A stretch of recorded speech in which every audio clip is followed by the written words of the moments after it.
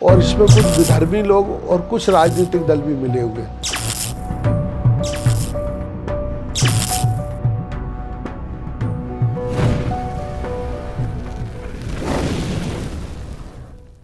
बापूजी वास्तव में सनातन धर्म को पूरे विश्व में स्थापित करने के लिए काम कर रहे थे और उनका काम इतना बढ़िया था कि जिससे प्रभावित होकर के तमाम लोग जो दूसरे धर्मों में पहुंच गए थे वो उन धर्मों को त्याग करके और पुनः सनातन धर्म में दीक्षित हो रहे थे।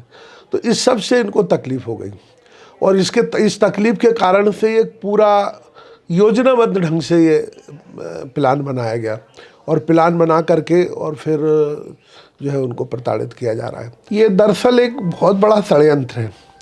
सनातन धर्म को नष्ट भ्रष्ट करने के लिए पूरा अंतर्राष्ट्रीय षड्यंत्र चल रहा है और इसमें कुछ विधर्मी लोग और कुछ राजनीतिक दल भी मिले हुए।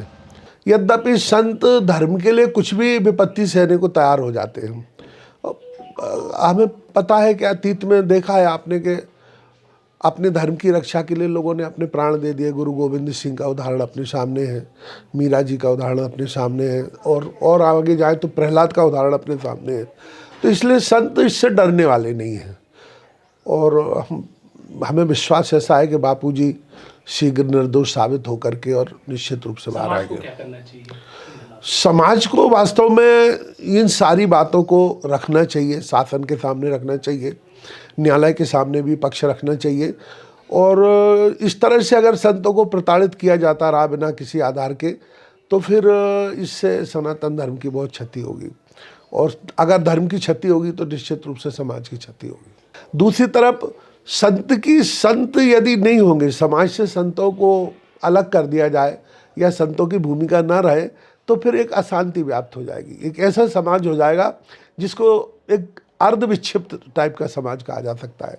तो संतों का तो बड़ा भारी महत्व है। तुलसीदास जी कहते हैं कि संत चलते प्रथे तीर्थ हैं, मुद मंगलमय संत समाजू, जो जय जंगम तीरथ राजू, तीरथ सकल तहाँ चल आई।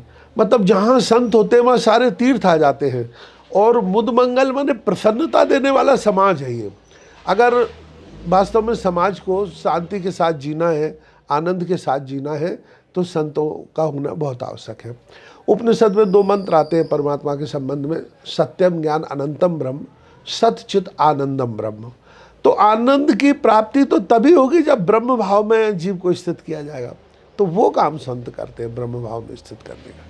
इसलिए संतों के बिना तो समाज की कल्पना की नहीं जा सकती। कई हम जब संगठनों से मिलते हैं तो बोले कि आसाराम बापू धर्मांतर रोकने का काम करते रहे, बलिदान हो जाएंगे तो कोई प्रॉब्लम नहीं, हम लोग तो हजारों लोग हैं। जी जी। तो इस पॉलिसी के तहत कोई ना कोई कायरता या फिर हम कहीं आवाज ना उठाना जिस कारण से कोई ना कोई पिस जाता है, कोई ना कोई काटा जा रहा है, कट जाते हैं, कार्रवाई नहीं हो पाती, किसी को जेल में डाल दिया तो उसकी कोई न्याय के लिए मांग बुलंद नहीं हो पाती। तो इसका शिकार होकर नुकसान तो क्या लगता है, समाज को होता है या संतों को होता है, क्या बोलते? संतों को तो नुकसान इसलिए नहीं कह सकते अपन क्योंकि संत पूरी तरह परमात्मा के ऊपर निर्भर रहते हैं, मतलब समर्पण कर देते हैं परमात्मा के प्रति।